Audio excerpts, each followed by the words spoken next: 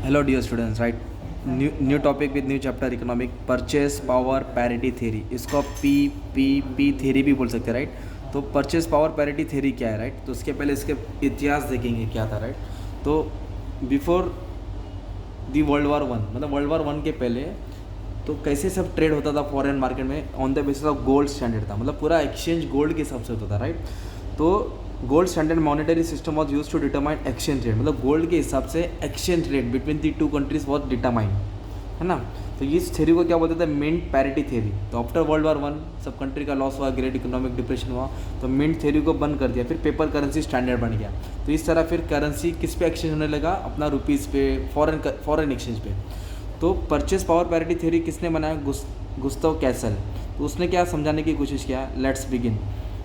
To explain this phenomenon and the problem of determination equilibrium rate of exchange between inconvertible paper currency, the purchase power parity theory was developed by Gustav Cassel.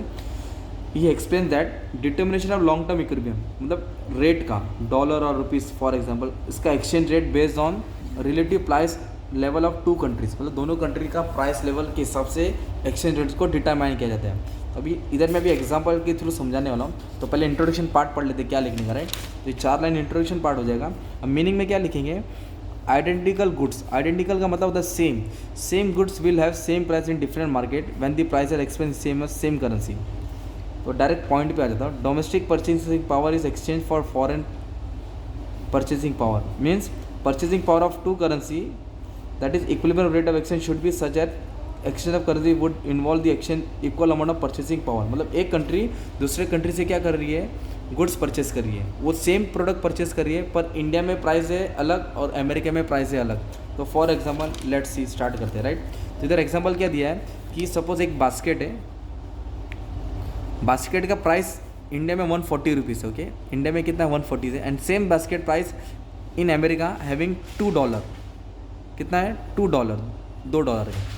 हम लोग वो basket क्या purchase में कर रहे हैं? 140 rupees देना पड़ रहा है, बट अमेरिकन को कितना देना पड़ रहा है? $2 देना पड़ रहा है। तो एक्सचेंज रेट क्या हो गया दोनों का? तो उसको डिवाइड करेंगे। 140 इंडिया में दे रहे हैं हम लोग, है ना? 140 कितना दे रहे हैं इंडिया में, और अमेरिका में कितना दे रहे हैं? $2 राइट? $2 तो एक्सचेंज रेट कितना आ गया? 70, एक का 70, मतलब क्या हो गया कि अमेरिका का $1 इंडिया के 70 रुपीज़ के बराबर है। सिंपल। तो सेम बास्केट जो दोनों कंट्री में मिल रहा है, इंडिया को कितना पे करना पड़ रहा है? 140, और अमेरिकन को कितना पे करना पड़ रहा है? $2। तो एक्सचेंज रेट क्या होगा उनका? 70 हो गया, है ना? तो for example suppose same basket का प्राइस, अभी सेम बास्केट प्राइस इंडिया में उसका प्राइस बढ़ गया 150, कितना प्राइस हो गया? 150, ओके? और अमेरिका में price remain same. In America उसका प्राइस कितना है? $2 ही है, ओके? तो अब एक्सचेंज रेट में क्या आ जाएगा? माने में डिफरेंस आ जाएगा। तो 150 हम दे रहे हैं, अमेरिका 2 ही दे रहे हैं, तो 75 हो जाएगा। तो इसमें अमेरिकन की करेंसी क्या हो रही है? अप्रिशिएट हो रही है, और हमारी करेंसी डेप्रिशिएट हो रही है।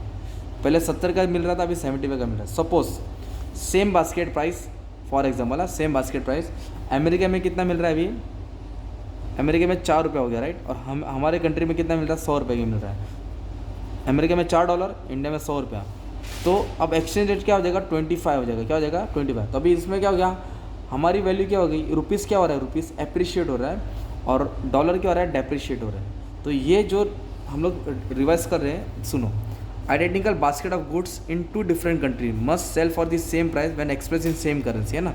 इन other word, exchange rate between the currency of two different countries decide by their purchasing power, मतलब लोग उसको क्या रेट से खरीद रहे हैं, कैसे डिस्कस कर रहे हैं। तो इसका अभी मीनिंग सुन लेंगे, पूरा डाउट क्लियर हो जाएगा। What is PPP theory?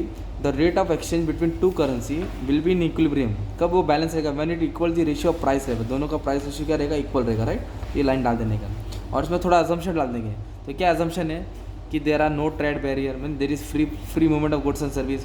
Price index of each two country must compress of same basket, मतलब दोनों कंट्री में सेम बास्केट से डील हो रहे हैं।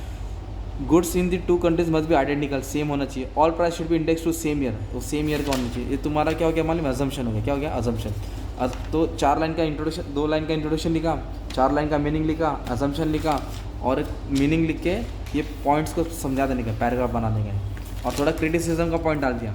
क्योंकि क्या बोल रहे हैं लोग, इसका नेगेटिव क्या है? Absolute version major absolute level of internal price ही देखता है। Goods produce and demand in two different country cannot be same kind quality नहीं हो सकती। तो ये थोड़ा बहुत क्रिटिसिज्म में डाल देना है। ये सारा तुमको ऑब्सोल्यूट वर्जन पढ़ना है, रिलेटिव को स्किप कर दो। परचेस पावर पैरिटी थ्योरी, तो एक टॉपिक तुम्हारा इधर भी कवर होगा, राइट। एग्जाम में जहाँ परचेस पावर पैरिटी थ्योरी दिखा तो ये आंसर और ये एग्जाम्पल लिख के समझाने का। एक कंट्री दूसरी कंट्री में सेम चीज़ प्रोडक्ट परचेस करी तो दोनों का परचेसिंग पावर कितना हो गया, तो कौन कितना स्ट्रांग हो गया। तो ये वाले कंडीशन में अमेरिका स्ट्रांग हो गया, इसमें भी अमेरिका स्ट्रांग हो गया, इसमें इंडिया स्ट्रांग हो गया, क्योंकि इंडिया का रुपीज़ क्या हो रहा है, अप्रिशिएट हो रहा है, अमेरिका का रुपीज़ डॉलर डेप्रिशिएट हो रहा है। तो ये था परचेस पावर पैरिटी थ्योरी, किसने बनाया, गुस्ताव कैसल। ठीक है, थैंक यू।